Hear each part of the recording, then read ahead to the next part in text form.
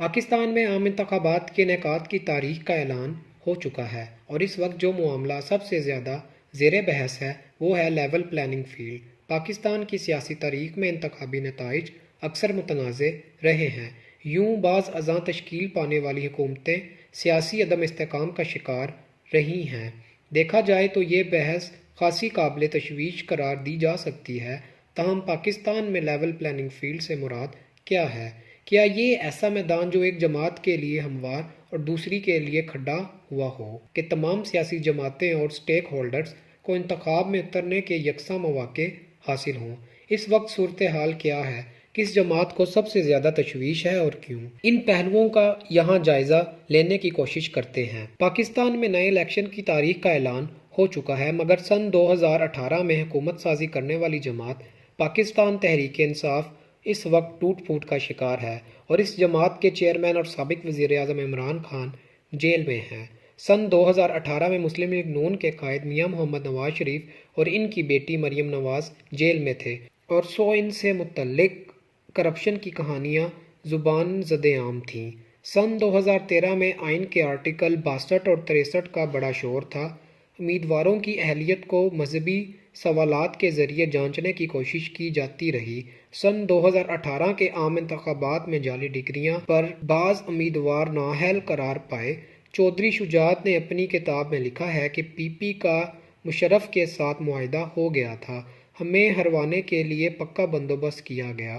سن 2002 کے الیکشن میں بی اے کی شرط لگا کر بعض سیاستدانوں کو سیاسی عمل سے باہر رکھا گیا۔ مسلم لیگ نون کو توڑ کر کاف لیگ بنائی گئی۔ سن 1997 کے الیکشن میں پیپلز پارٹی کے حوالے سے کرپشن کی کہانیاں ہر خاص و عام کی زبان پر تھیں اور اس طرح 1993 میں پیپلز پارٹی کے حوالے سے کرپشن کا پروپیگنڈا سننے کو ملتا رہا اور سن 1990 اور سن 1988 کے انتخابات میں پروپیگنڈے کے ساتھ ساتھ بات کردار کشی تک پہنچ گئی۔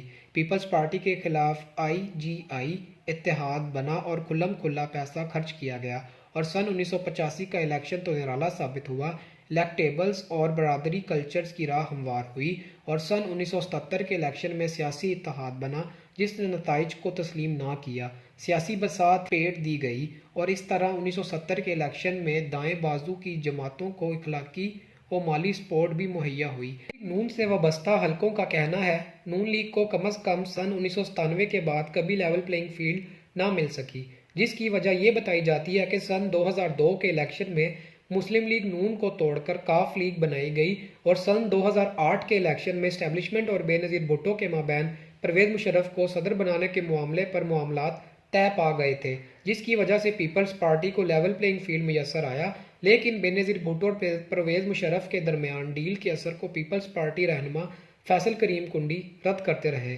فیصل کریم کنڈی کہتے ہیں اگر محترمہ بے نظیر بھٹو 2008 کے الیکشن میں اسٹیبلشمنٹ کے ساتھ ڈیل کر آتی تو وہ پھر وزیر اعظم بن جاتی اور پنڈی میں شہید نہ ہوتی۔ ان کے مطابق بی بی پیپلز پارٹی کلین سویپ کرتی، مگر انہیں سادہ اکثریت نہیں لینے دی گئی اور اس طرح مسلم لیگ نون کے مرکزی حلقوں سے مطابق سن 2018 کے الیکشن میں آصف علی زرداری صدر تھے اور نگران سیٹ اپ آصف علی زرداری کی خواہش پر تشکیل پایا گیا، مگر نواز شریف کی پارٹی برسے اقتدار آ گئی۔ سن 2018 کے الیکشن میں نواز شریف اور ان کی بیٹی مریم نواز قید و بند میں تھے اور ان کی پارٹی کو توڑا گیا۔